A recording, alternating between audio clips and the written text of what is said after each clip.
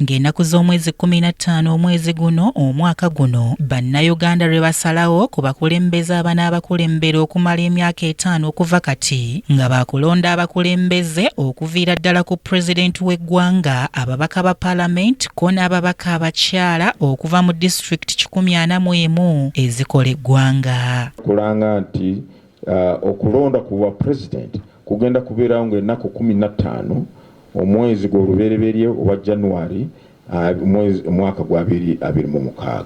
Kati mu mboozi zaffe ez'eddembe n'obuvunaanyizibwa twagadde okumanya ku ssemateeka kyalambika singa wabaawo omuntu omupya awangula akalulu k'obwa pulezidenti, era munnamateeka Dr. Livingstone Ssewanyana alambuludde ku kawaayiro nnamba 18 okwesigamya ennambika eno. Ssemateeka alambika bulungi kyekirina okubeerawo okulonda nga kuwedde, era nga akakiiko k'ebyokulonda kamaze okulangirira ani pulezidenti alondeddwa okusinziira kawaayiro 18.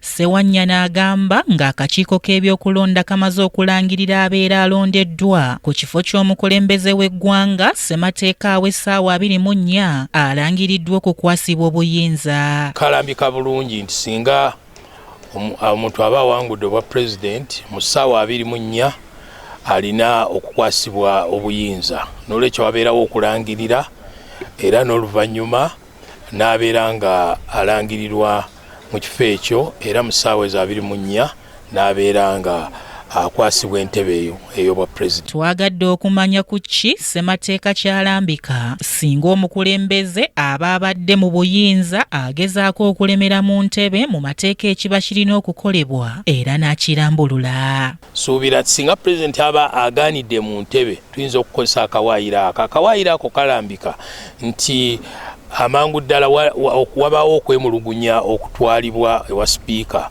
era sipiika wa paalamenti amangu ddala ng'afunye okwemulugunya okwo aba alina okutegeeza chief justice n'akolawo akakiiko ke bayita tribunal ne katunula mu nsonga ezo, era bwe kasalawo bye kaggyeeyo ebyo bye biba bigenderwako. Ssewanyana atubuulidde nti ssemateeka alambika nti pulezidenti aba abadde mu ntebe singa bamuwangula mu kalulu aweebwa essaawa 24 zokka okuva mu ntebe.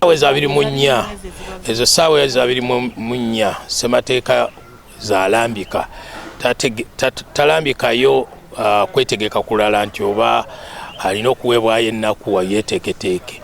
Ssemateeka ya mukawaayiro ako alaga bulazi nti kasita omuntu anaabanga awangudde obwa pulezidenti n'abeera ngala. We tutuukidde leero nga Uganda yakafugibwa abakulembeze 8 okuva lwe yafuna obwetowaze mu 1962 nga Ssekabaka Muteesa II ye yali pulezidenti wa Uganda eyasooka okutuusa mu 1966 Apollo Milton Obote omubereberye bwe yagimusuuza, ng'ono yafuga okutuusa mu 1971 nga wano Idi Amin Dada we yagikwatira okutuuka mu 1979 nga wano Yusufu Kironderule we yagikwatira okumala emyezi 3. Bw'atyo Godfrey Lukonge Binaisa n'atandikira okutuusa mu 1980 ne Paul Muwanga yagituula mu ssabbiiti 2. Olwo Apollo Milton Obote II n'atandikira okutuusa mu 1985 nga wano Tito Okello Lutwa naye yakwatamu omwaka, wabula okuva olwo Yoweri Kaguta Museveni yagirimu okutuusa olwaleero. Kimuli Abdallah,